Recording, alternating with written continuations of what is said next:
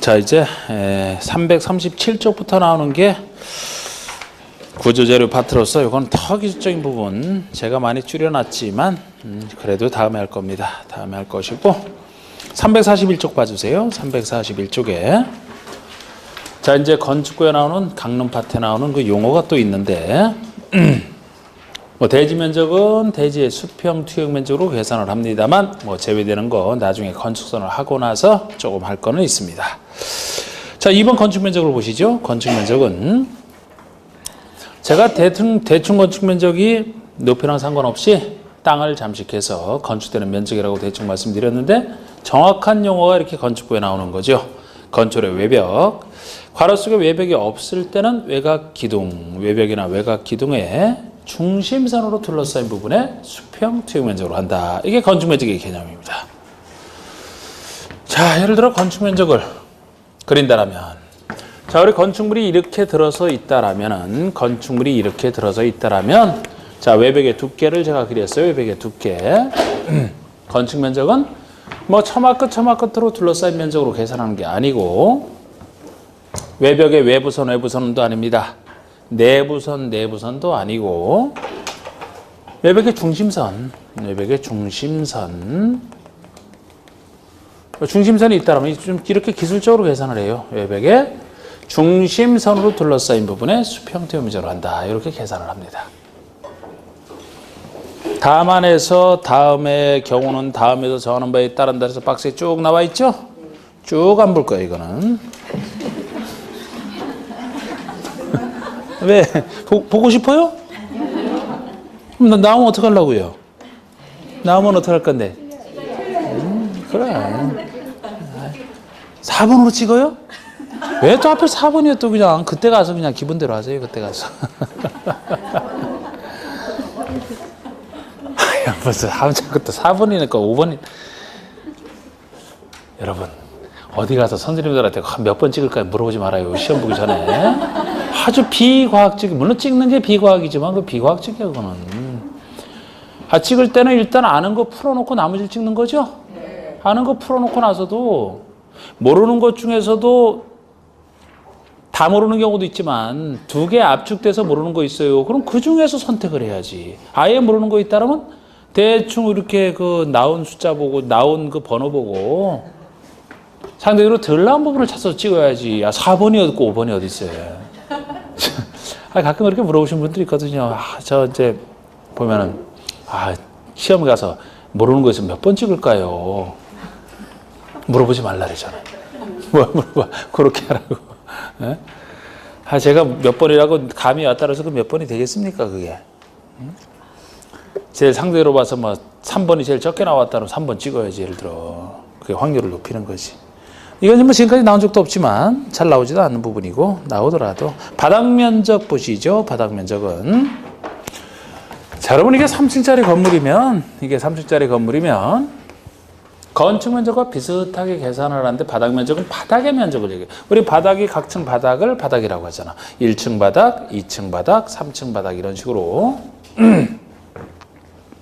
그럼 그 바닥의 면적을 얘기해요. 1층 바닥 면적 얼마, 2층 바닥 면적 얼마, 3층을 나눠서 쓰고 있다 그러면 그 구획된 중심선으로 해서 혹시 이쪽 일부 바닥 면적 얼마, 이쪽 일부 바닥 면적 얼마 이렇게 계산을 하는 바닥의 면적이라고 보시면 돼. 그래서 건축물의 각 층 또는 그 일부로서 각 층마다 계산을 하는, 일부마다 계산을 하는 각 층이나 그 일부로서 벽, 기둥, 기타 이와 비슷한 구획에 역시 중심선으로 둘러싸인 부분에 수평 투영 면적으로 한다. 이것이 바닥 면적 개념이에요. 중심선으로 계산하는 건 다 똑같고 이렇게. 여기도 여러 가지 예외가 또 존재하잖아. 그나마 이것이 앞에 나왔던 것보다는 요거는 그래도 좀 더 물어봤다고요. 그러나 역시 안 하는 건 마찬가지예요. 그냥. 그래서 바닥 면적 산정에 뭐 집어넣을 필요가 없는 그 건물의 필수적인 거라든지 뭐 도움이 되는 것들은 빼버리는 게 있거든요. 그렇다고 이걸 언제? 그래서 일부만 뭐 나중에 살짝 보여드리든지 일부만 그것도 뭐 나오면 많이 나온 거 중심으로 해야죠. 4번의 연면적 이건 많이 나왔지 상대적으로. 이거 이제 여기까지 정확히 할 겁니다. 자, 우리 연면적은 하나의 건축물의 각 층의 바닥 면적 합계로 한다. 자, 우리 연면적에서 제가 연자가 뻗을 연자라고 했죠, 그죠? 그래서 이 각 층의 바닥 면적이 있으면 요거 합친 게 다 연면적이에요. 뻗을 연자, 아래에서 위에까지 쭉 뻗어 있는 면적 합친 거. 각 층 바닥 면적 합계, 이게 연면적이죠. 각 층 바닥 면적 합계. 로 하되 용적률을 산정할 때는 이 말이 반드시 붙어야 됩니다. 용적률을 산정할 때는 다음에 해당하는 면적은 제외한다. 용적률 산정에 쓰이는 연면적에서만 다음에 것 네 가지는 제외하겠다. 이거를 많이 물어봤다는 거, 이거를 예외지만.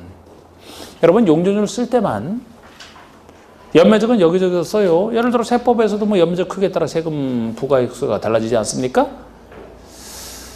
용적률이 대지 면적에 대한 연면적 비율이고, 이 용적률을 산정할 때 쓰이는 연면적에서만 네 가지는 빼주겠다는 거예요. 추가로 빼주겠다는 겁니다. 빼주면은 아무리 설치를 해도 용적률 계산에 안 들어가기 때문에 용적률 부담 없이 설치할 수 있는 것이 되죠. 그러니까 이건 마음껏 설치하라는 거예요. 용적률 부담 없이 마음껏 설치하라고. 왜 이런 혜택을 주느냐? 사회적으로 설치를 장려할 만하니까. 사회적 설치 장려. 그래서 혜택을 준다. 부담 없이 마음껏 설치하라고 네 가지는 기억하셔야 됩니다. 첫 번째, 지하층. 지하층만 다 빼줘요. 뭐 전쟁 나도 오고 지하층 같은 경우가, 지하층이 의무 규정은 없지만 많이 설치가 돼 있을수록 국민의 인명과 재산을 보호하는 데 도움이 되기 때문에 마음껏 설치하라고. 지하층은 빼버려요. 지하층 설치 장려. 두 번째, 여러분 지하층이면 그냥 다 빼주나요? 다? 용도 상관없이? 다 빼준다는 거예요. 다. 가끔 그림으로 물어보고, 이거 뭐 그림 이렇게 몇 층짜리 지하 몇 층 그려놓고서 막 용도 그려놓고 여기서 뭐 연면적 한번 찾아봐라, 뭐 용적률 얼마냐 이렇게 할 때 이제 주로 쓰거든요. 나이트 클럽이라도 빼줘. 지하층. 용도 안 나와 있죠, 그죠? 네. 차라리 전쟁통에 나이트클럽에서 춤추는 게 나와서 돌아다니다가 폭탄 맞는 것보다 낫다는 거지. 이게 재산 보호, 인명 재산 보호. 이번에 지상층에 주차장으로 사용되는 면적, 이건 지상층이라 하더라도 주차장으로 쓰는 면적 빼겠다는 거예요. 괄호 속에 해당 건축물의 부속 용도인 경우에 하나한다. 보통 주차장을 얘기해요. 부설 주차장. 영업용으로 쓰는 주차장 말고 보통의 주차장, 지상층이라도 빼줘요. 지하층이면 당연하고 지상층이라도 빼주겠다. 주차장이 부족해서 주차장 마음껏 설치하라고. 용적률 부담 없이 설치하라고. 두 가지. 또 나머지 두 가지가, 이게 유사시 대비한 시설로서 빼주는 게 있거든요. 초고층 건축물과 준초고층 건축물에 설치하는, 즉 건축 건축물에 설치하는 피난 안전구역 면적. 우리 피난 안전구역을 고층이니까 한꺼번에 피난 못하고 안전구역을 설치해놨는데 마음껏 설치해가지고 유사시 대비한 시설인데, 그 아래 건축물의 경사지붕 아래 설치하는 대피공간, 이런 얘기가 나와도 빼준다고 보시면 돼요. 뭐 이런 숫자까지는 몰라도 되지만 여러분, 예를 들어서 11층 층수가 11층 이상인 건축물로서 11층 이상에 해당하는 바닥면적 합계가 1만 제곱미터 이상인 건축물이면 지붕을 두 가지 형태 중 하나로 선택하게 돼 있어요. 평면 지붕을 설치한다 그러면은 헬리포트를 설치해야 돼. 헬리포트. 경사 지붕으로 설치한다 그러면은 대피 공간을 만들게 돼 있어요. 그게 경사 지붕 아래 설치하는 대피 공간이에요. 이게. 빼줄만 하죠, 그죠? 기억하시면 됐고, 넘겨보시면 5번의 건축의 높이, 지표면으로부터 그 건축물의 상단까지 높이로 한다. 여기 지표면으로부터 그 건축물의 상단까지 높이가 건축의 높이겠죠. 뭐 예배도 또 나오는데 잘 안 물어봐, 거의. 거의가 아니고 이 높이 계산하는 거 뭐 물어본 적이 못 봤어요, 제가. 자, 우리 처마 높이, 처마까지의 높이. 자, 대충 보여. 대충. 너무 고민하지 말고. 낸 적 한 번도 없으니까, 처마 높이도. 이게 지표면으로부터 여기까지 높이가 처마 높이예요. 이게 처마 끝이라는 거잖아. 그러니까 처마 등과 이 처마를 받치는 기둥과 벽이 있으면 기둥과 벽과 처마가 만나는 부분. 여기까지 이게 처마 높이라고. 지표면으로부터 건축의 지붕틀이 됐든 이와 비슷한 수평재가 있든 이 수평재를 지지하는 벽 깔돌이 기둥의 상단까지 높이가 받치는 부분까지 이게 처마 높이란 말이에요. 반자 높이요? 반자까지의 높이. 방의 바닥면으로부터 반자까지의 높이란다. 이 안에 숨겨져 있는 내부 공간이 반자라는 거예요. 반자. 이 안에 내부 공간 막 환기구로 많이 쓰이잖아. 막 다른 자재 들어가 있고. 그 높이를 얘기하는 경우 여러분들 밟고 있는 바닥으로부터 반자까지의 높이가 반자 높이라는 거예요. 여기서부터 여기까지. 고인중에서 알아야 될 것 같아요. 이런 얘기? 어디다 써먹으려고 이걸 알아야지. 응? 이걸 알아서 뭐 하는데? 그러니까 안 나오죠. 응? 단지 건축 기준 적용할 때 이게 필요해서 그렇단 말이에요. 건축사는 알고 있어야 되겠지. 층고. 층에다가 높을 꽂자, 한자 높을 꽂자, 층 높이를 얘기해, 층 높이. 층의 높이, 층고. 방의 바닥 구조체 윗면으로부터 위층 바닥 구조 윗면까지의 높이로 한 개 층의 층고를 따집니다. 층수? 층수는 역시 여러 번 나왔던 거예요. 그러니까 지금 강론파트 용어 중에서는 제일 많이 나왔던 것이 두 가지가 아까 연면적 개념, 그리고 층수 개념. 이걸 상대적으로 많이 쓴다고 봐서. 아니, 층수도 어떻게 계산하는지를 알아야 공인중개사가 우리 지역마다 층수 제한을 한다면 아, 이 정도는 안 돼요. 이거 설명할 수가 있을 거 아닙니까? 다른 것보다. 층수. 자, 층수를 층의 수예요. 몇 층짜리냐는 게 층수야. 몇 층짜리냐는 게 층수인데. 자, 이거 한번 볼까요, 여러분?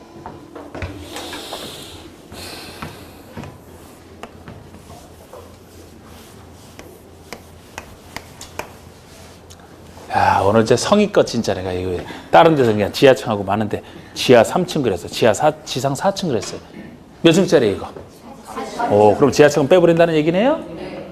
지하층은 층수에서 아예 제외합니다. 지하층 제외한다는 표현을 쓴 거예요, 제가. 항상 하는 얘기지만 여러분들은 왜 이렇게 책을 그렇게 중시하시나. 제가 쓴 책이지만 내용을 이해해요. 이해하면 돼. 자꾸 책을 그렇게 보시거나. 제가 그래서 책을 여러분들이 좋아하시는 분들이 있기 때문에 설명하고 항상 읽어드리잖아.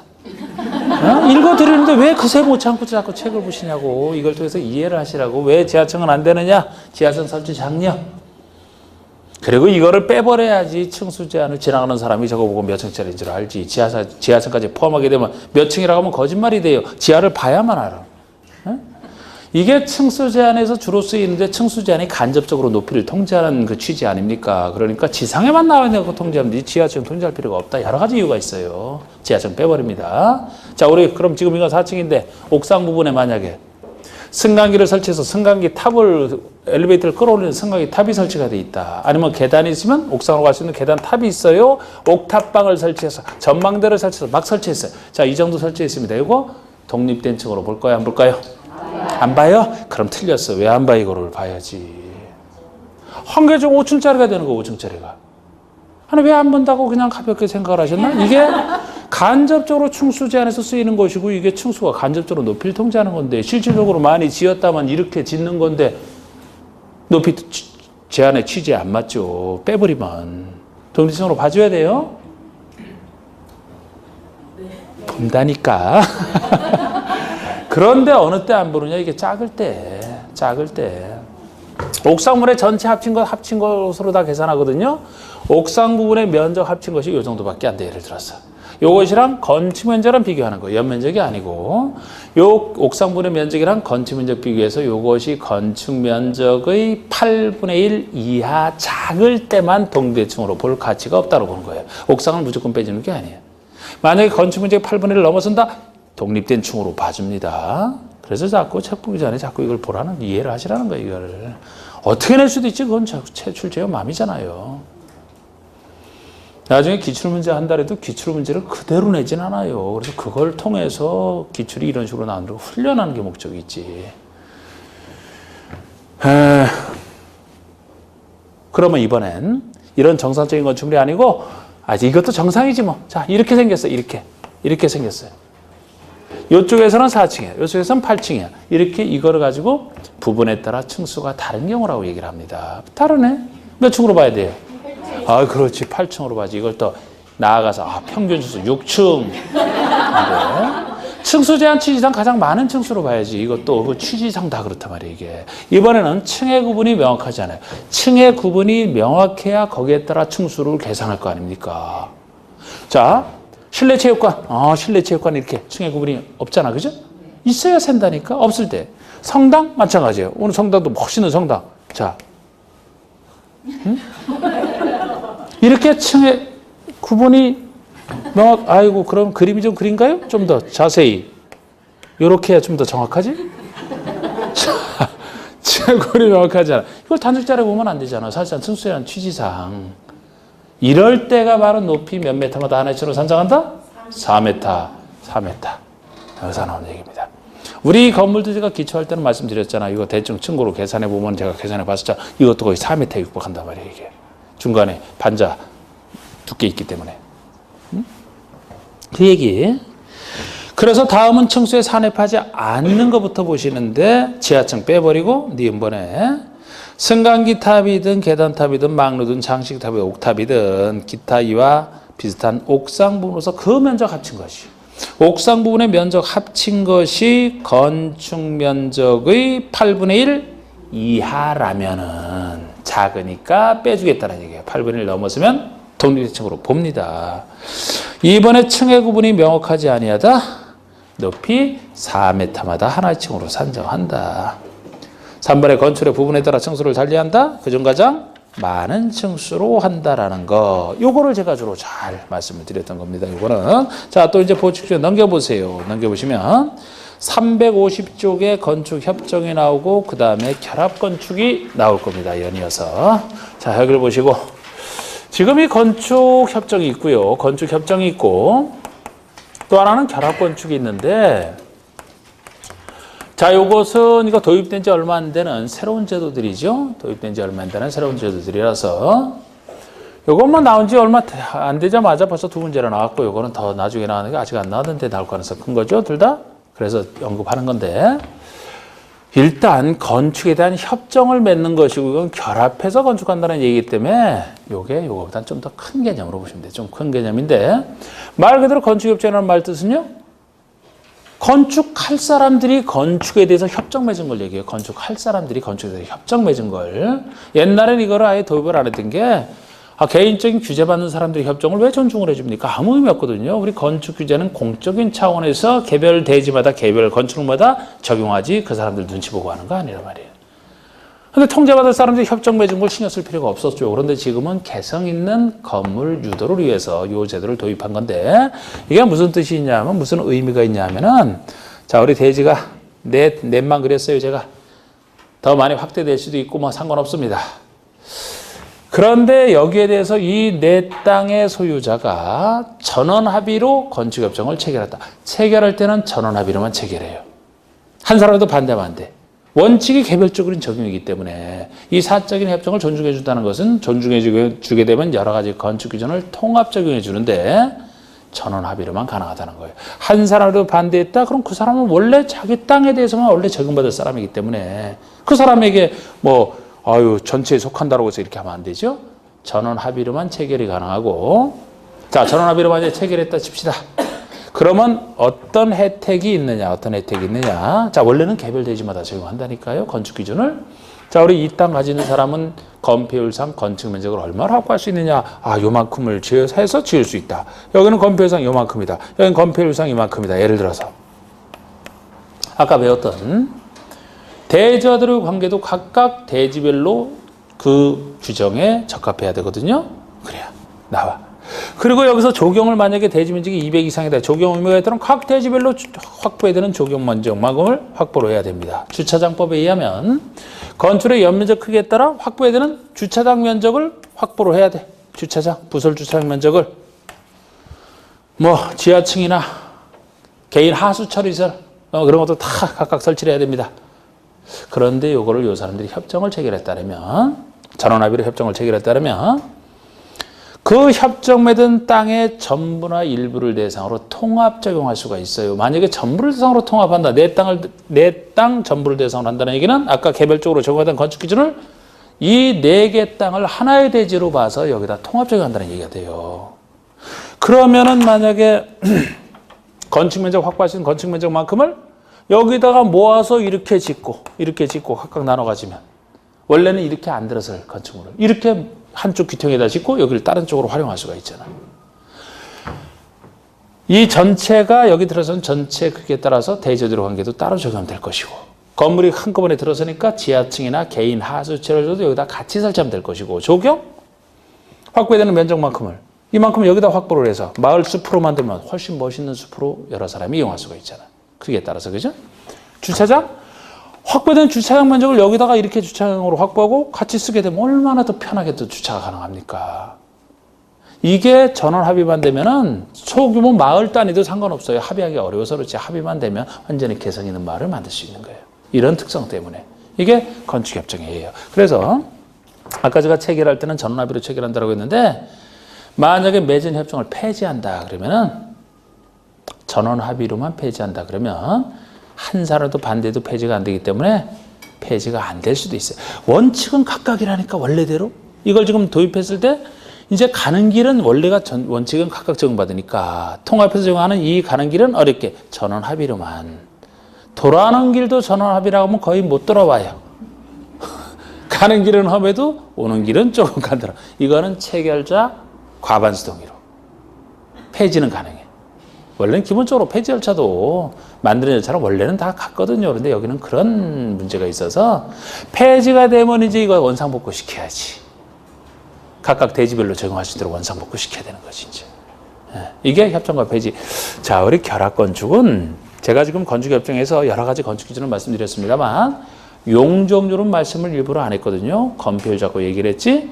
용적률은 여기서 적용하는 게 아니라 용적률만 결합해서 하는 게 여기서 다루는 거예요. 용적률만 결합해서 건축하겠다. 이것도 결합건축은 미리 말씀드리면 두 땅 사이의 문제예요. 두 땅. 여기는 여러 땅 전원 합의는 여러 땅 상관없어요. 이건 두 땅에서만 적용되는 얘기로서 자, 우리 이 기존 용적률상 이 땅에서는 이 정도 건축 연면적을 확보할 수 있고 여기는 건축 연면적을 이만큼 확보할 수 있다. 둘이 서로 비슷하게 확보할 수 있다. 칩시다. 그런데 이 땅 소유자는 더 짓고 싶고 이 땅 소유자는 덜 짓고 싶어. 법적으로는 이렇게 지을 수 있지만 이 두 땅이요 서로 멀리 떨어져 있으면 안 돼요. 붙어 있으면 좋고 떨어져도 좀 적게 떨어져 있어야 돼요. 이 두 땅 사이의 최단 거리가 100m 이내에 있는 걸 전제로 합니다. 멀리 떨어지면 의미가 없어요. 그런데 100m 이내에 이렇게 있다 하더라도 참 미묘하게도 똑같은 용도지역상 똑같은 상업지역 등이라 하더라도 여기는 사람이 많이 오고 여기는 사람이 작게 찾아올 수가 있어요. 골목길 하나만 두고 비슷한데도 여기는 사람 북적북적하고 여기는 이상하게 막 안 모이는 데가 있어요. 풍수지리설 때문인지 왜 그랬는지 모르겠는데 그래갖고 이 사람은 더 짓고 싶고 돈이 되니까 이 사람은 만약에 이렇게 졌다간 공실만 생길 것 같아서 관리비만 들어가도 요만큼만 짓고 싶다라고 가정을 하고 그런데 이 두 사람이 만약에 합의로 결합건축을 하기로 했다라면은 이 양쪽에 적용되는 각각의 용적률을 이 두 땅을 대상으로 통합 적용하기 때문에 두 땅을 하나의 대지로 보고 적용하기 때문에 확보할 수 있는 면적만큼을 예를 들어 이 사람은 요 정도 지을 수 있지만 짓기 싫어요. 이 사람은 요 정도밖에 못 짓지만 이걸 더 짓고 싶어. 그러면 여기서 지을 수 있는 이 부분을 통합 적용하니까 이쪽에서 옮겨서 짓게 하면 요 사람은 더 많이 이용해서 좋고 요 사람은 원래 이용할 생각도 없었는데 본인이 이용할 수 있는 부분만큼을 넘겨줄 때 돈 받고 넘기겠죠? 서로 좋지 않습니까? 이게 결합건축이에요. 뭐를 결합한다고요? 용적률만. 요거는 두 땅 사이의 문제이기 때문에 아까 건축협정과 달리 체결할 때도 폐지할 때도 전원합의예요. 두 땅 사이의 문제인데 만약에 체결할 때는 전원 두 사람이 합의했지만 폐지할 때는 한 사람만 해도 된다면 협성이 있으나 마나요 이거는. 언제든 마음 바뀌는 순간에 끝나잖아. 그죠? 그래서 아까랑 달리 요거는 말이 전원합의인데 전원이야 두 사람 두 땅 사이의 문제라고. 그래서 체결할 때 폐지할 때도 다 전원합의라는 게 약간 차이점이 생기는 겁니다. 자, 우리 건축협정 보시면 자, 다음 해자가 이제 건축물 지을 건축물 토지 소유자들 이렇게 생각하시면 돼요. 다음 해자가 전원합의잖아. 전원합의로 건축의 건축 대손 리모델링에 대한 협정 이게 건축협정인데 건축협정을 체결할 수 있다. 전원합의로 자, 옆에 있나요? 양가로 2번에 반가로 3번. 양가로 2번 중에 반가로 3번. 건축협정을 폐지하려는 경우에는 폐지할 때 얘기잖아요. 체결자 과반수 동의잖아요. 전원이 아니고 과반수 동의를 받아 인가권자 인가를 받아야 된다고. 그 건축협정에 대한 특례가 혜택이 여러 가지 있습니다만 제가 주로 반가로 3번을 말씀드린 거라고요. 3번 중에 반가로 3번 보시면 건축협정의 인가를 받은 건축협정 구역에서 연접된 대지에 대해서 다음 규정을 개별 건축물마다 적용하지 않고 건축협정 구역의 전부나 일부를 대상으로 통합하여 적용하는 게 혜택인데 무엇을 통합할 수 있느냐? 아까 그림 연상하시면 돼. 대지의 조경, 마을 숲으로 대저들의 관계도 전체적으로 접하면 되고요. 건물을 한꺼번에 모아지니까 지하층 설치도 통합 적용 가능하고 넘겨보시면 부설 주차장 아까 제가 마을 주차장으로 이렇게 상상하셨던 건폐율이지 용적률은 없다라는 거 주의하시고 용적률은 없다라는 거 주의하시고 개인 하수시설 등을 통합할 수가 있습니다. 그런데 결합건축을 구하려 보시는 거 볼까요? 결합건축을 보시면 반가로 1번에 다음에 어느 하나 해당하는 지역에서 대지 간의 최단거리가 100m 이내의 범위에서 0이 정하는 범위는 두 개 대지의 가로 속에 있는 거 빼면은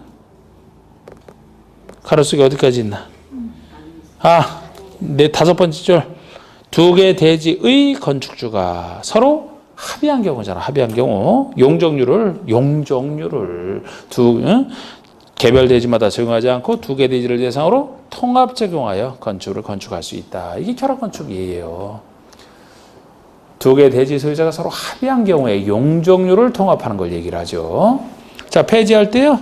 맨 끝에 옆에 페이지 양가로 3번에 반가로 2번 결합건축협정서를 폐지하라는 경우에는 결합건축협정 체결자 전원이 동의하여 허가권자에게 신고하라. 그래서 폐지할 때는 전원 동의. 됐고. 건축법 끝났습니다. 주택법 들어갑니다. 주택법. 자, 우리 주택법은 360쪽, 359쪽 주택법이 나오는데요. 360쪽부터 내용 보시면 되죠? 주택법.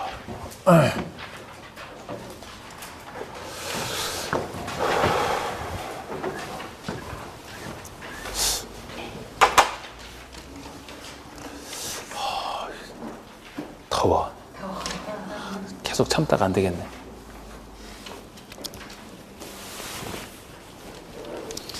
안 더우셔갖고 좋겠어요. 안 덥지?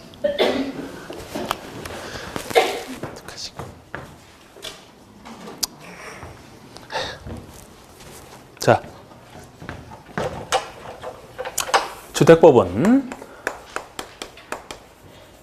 이건 건축에 대한 특별법으로 제가 보시라고 했어요. 건축에 대한 특별법으로. 주택만 다르되 이것도 대규모 사업할 때만 다르거든요. 주택법이라면은 두 가지 사업을 다루고 있어요.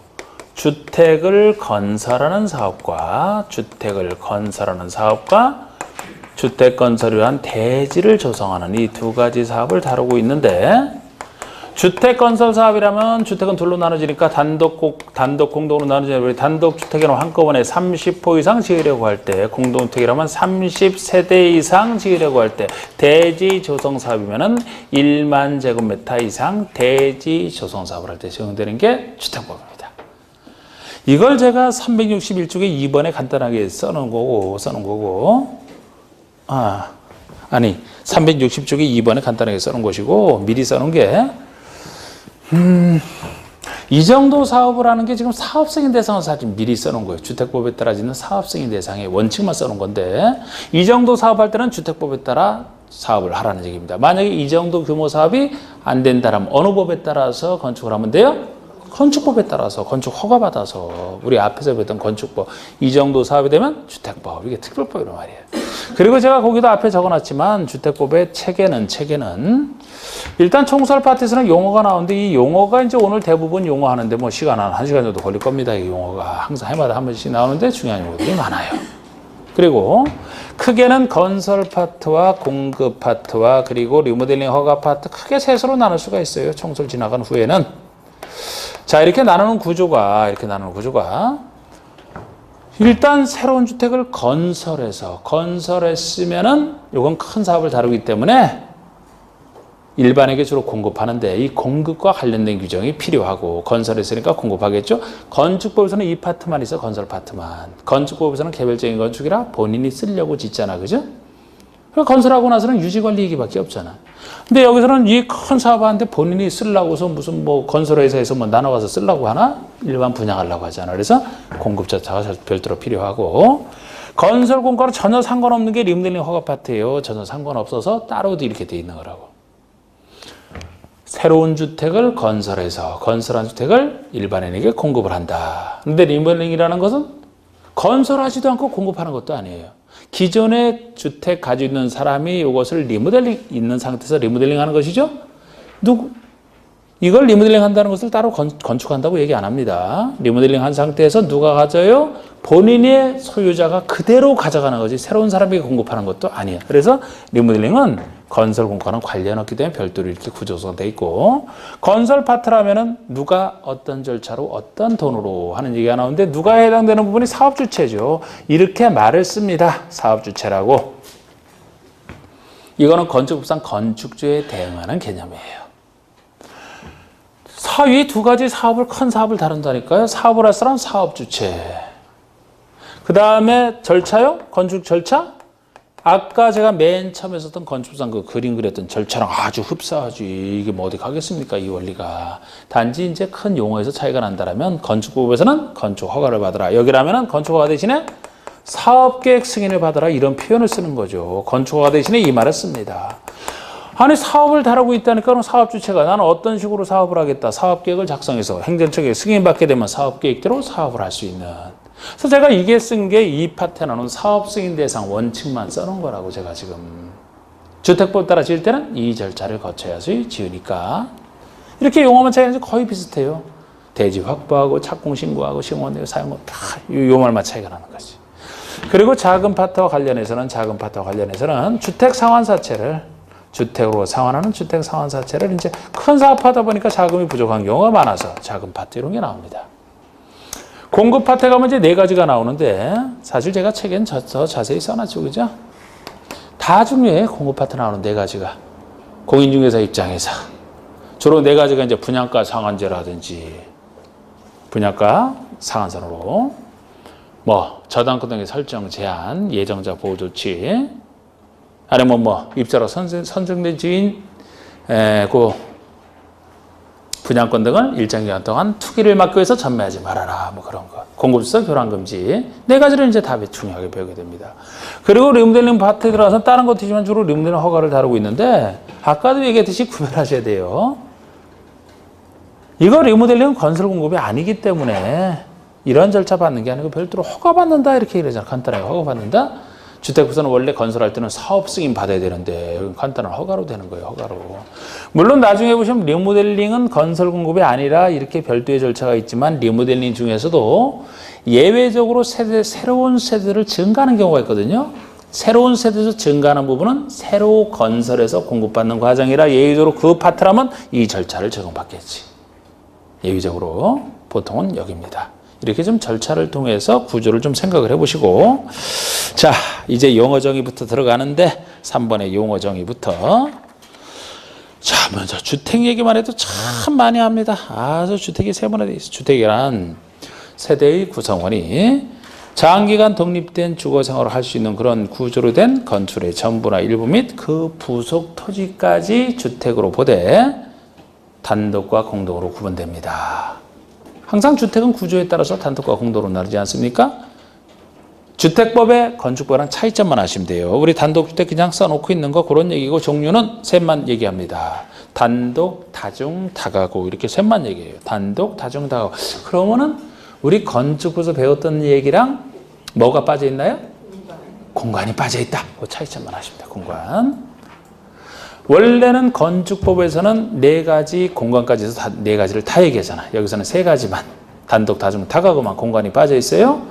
아니 지금 단독을 30% 이상 지으려고 할 때 적용이 된다니까요. 공간인 관사를 한꺼번에 30% 이상 짓는 경우는 상상할 수 없다고 보는 거예요. 여기서는 필요 없다고 빼놨어요. 저기서 얘기하는 단독에서는.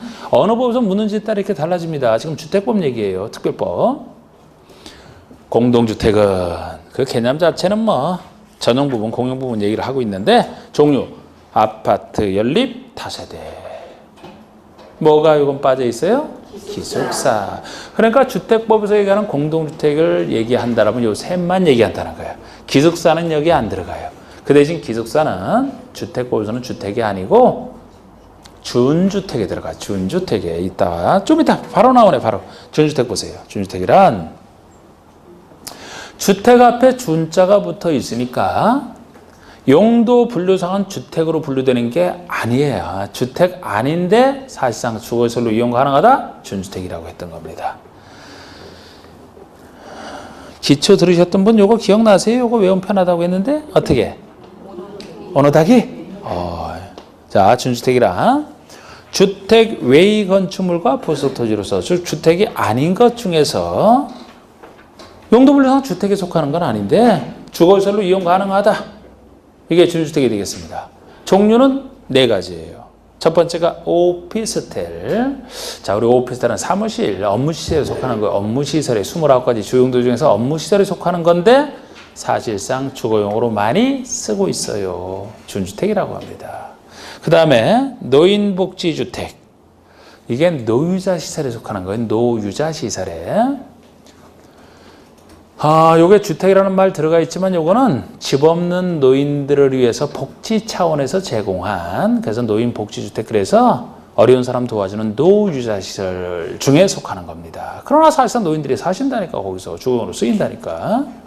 그리고 다중생활시설이 옛 고시원의 지금 이름이라고 했는데 500 미만 작으면은 이정문생애, 500 이상만 되면 숙박시설에 속하기 때문에 규모를 떠나서 어디에 속하더라도 이건 주택으로 분류가 되는 게 아니거든요. 그런데 사실상 주거로 쓰고 있다니까, 다중생활시설은.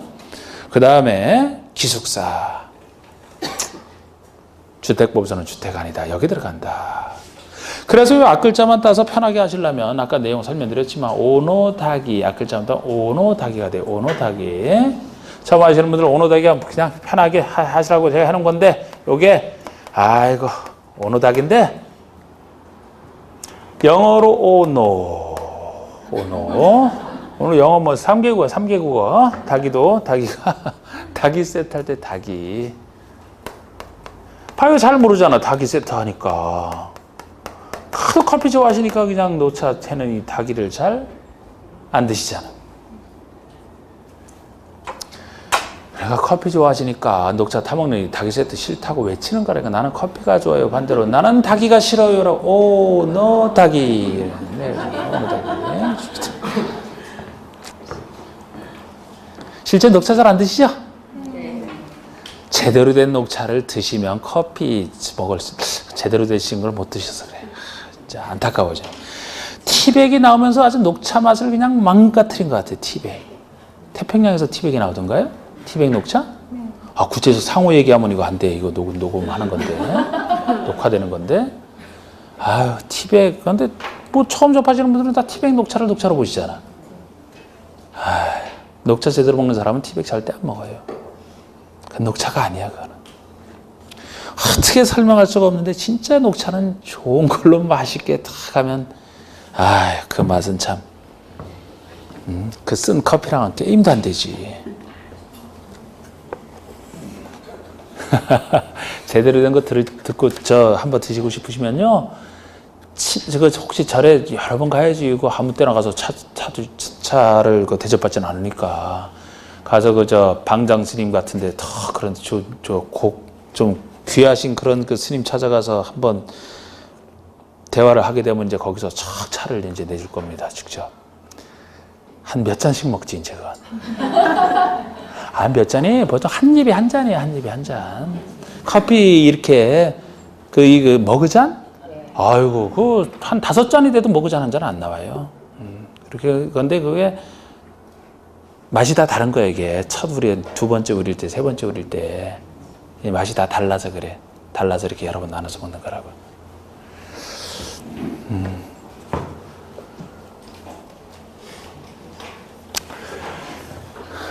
오노다기 그냥 자, 이제 5번, 6번 구별하는 거. 5번의 국민주택과 6번 민영주택. 요게 재원에 따른 분류로서 여러분은 국민주택 개념을 정확히 알아두시고 국민주택이 아닌 나머지를 다 민영이라고 하기 때문에 민영을 아는 게 아니고 국민주택을 알아야 돼요. 자, 우리 국민주택은 이렇게 얘기를 합니다. 국민주택이란 다음에 어느 하나에 해당하는 주택으로서 즉 동그라미 1, 2번으로서 먼저 동그라미 1, 2번부터 볼까요? 동그라미 1번은 국가, 지자체, 토지주택공사, 지방공사가 건설하는 주택이다.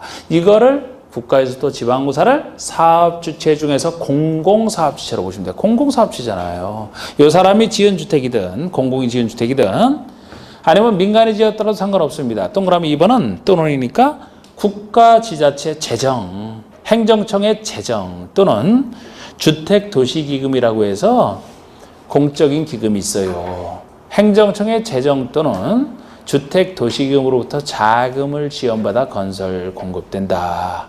민간이 지어도 이 자금 등을 지원받았다. 이런 주택 둘 중에 하나로서 다시 위에 국민주택 규모 이하 이 요건을 갖췄을 때 국민주택이라고 합니다. 그럼 국민주택 규모가 얼마냐? 괄호 속에 전용면적이 1호 1세대당 85 이하. 우리 주택법에서는 다 이렇게 전용면적 갖고 주로면적은 따져요. 전용면적이 85 이하를 얘기합니다. 85제곱미터. 이게 원칙적인 국민주택 규모예요. 그러면 85제곱미터라면 대충 평수로 25.75평이고 사유적으로 분양할 때는 공용부분까지 같이 분양하기 때문에 약 32평, 33평까지 가는 게 85 국민주택 규모를 얘기합니다. 근데 여기에 대한 예가 하나 더 붙어 있어요. 괄호 속에 전용면적이 안에 수도권을 제외한 도시적이 아닌 읍면, 수도권이 서울, 인천, 경기를 얘기하고요. 수도권이 아닌 지역이면 주로 지방 중에서도 도시지역이 아닌 것을 전제로 해서 읍면을 얘기합니다. 수도권에 속하면 아니에요. 지방 중에서도 도시지역이면 행정구역 명칭과 상관없이 아니야. 아닌 것 중에서 읍면이면 100이야. 거기는 촌이야, 촌이기 때문에 조금 더 사람도 거의 없으니까 좀 더 넓게 100제곱미터까지 국민주택 규모로 인정을 해준다.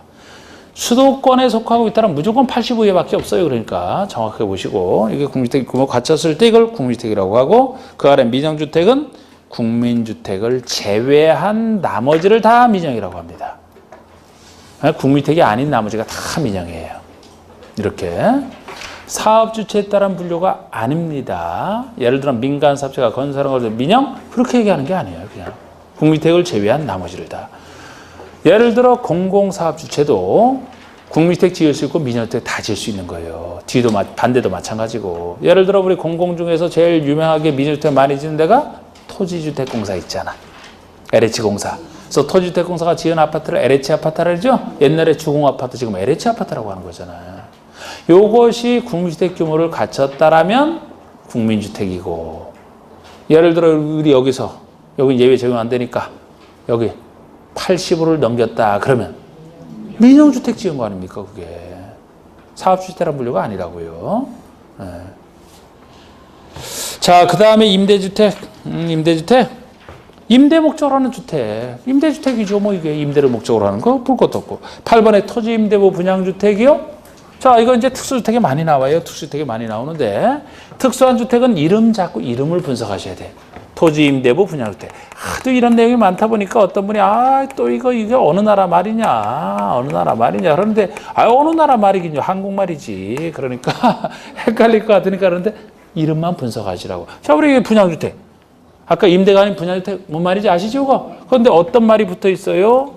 어떤 부관이 붙어 있느냐? 토지를 임대한다는 부관이 붙어 있잖아. 그러면 보통 우리가 주택을 분양받을 때는 건물에 대한 소유권 분양받고 들어서 있는 대지 소유권도 분양받죠? 둘 다 분양받잖아요. 그런데 이 얘기는 뭐만 분양받는다는 거예요? 주택만 분양받지 토지는 임대한다니까. 그럼 토지는 사업체가 그대로 가지고 있으면서 분양하지 않는 걸 얘기해요. 그러면 원래 둘 다 받는 건데 이건 토지 임대료라는 말이 붙어 있으니까 토지는 사업체가 그대로 가지고 건물 부분만 분양받은 자가 가지는 걸 얘기하죠. 그러니까 일종의 이게 서민들이 한 반값 아파트의 한 종류로 보셔도 돼요. 이게 둘 다 내고 들어가는 게 아니고 주택값만 내고 들어가서 사니까 그 대신 토지 임대료는 관리비에 따로 내야 되겠지. 토지는 분양받은 게 아니니까. 그러다가 토지 임대 기간이 끝나면 모았던 돈으로 토지를 마저 그때 가서 분양받으면은 나중에 완전한 주택을 취득하겠죠? 토지 임대부 분양 그대로 해석하시면 돼요. 자, 토지 소유권은 사업 승인을 받아 토지 임대부 분양주택 건설 사업을 시행한 자가 가지고, 즉 이 주택을 지어서 분양하는 사업체가 가지고 건축물 및 복리시설에 대한 소유권은, 즉 복리시설도 건축물이니까 건축물에 대한 소유권은 맨 끝에 줄 주택을 분양받은 자가 가지는, 이거를 토지 임대부 분양주택이라고 합니다. 자, 10분 쉬었다가 나머지 또